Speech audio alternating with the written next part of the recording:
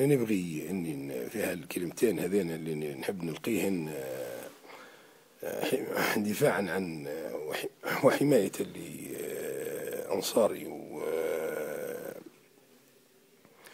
أنا معمر القذافي لم أكن يوما التمس به خيانة كهذه الخيانة، وإحنا تعرضنا إلى خيانة من أقرب الدوائر الأمنية، وهذا كلام طبعا ما أوقع بصدام أوقع بنا. الخيانة هذه تجري في دم الخونة، ما نقدر عليه.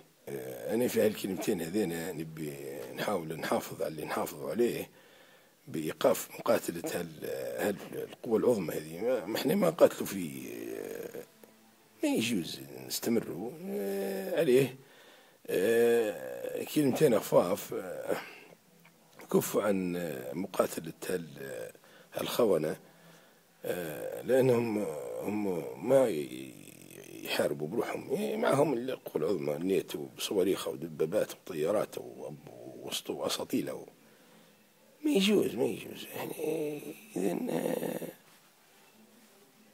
سوف تحسم لصالح العدو المعركة عليه. بقي جحفل 32 وكتيبة 44 دفاعية. أنا نرجو منكم أنتم بخير لعدم كيفية الاتصال بكم. عليكم منكم ترموا السلاح وتكفوا عن القتال.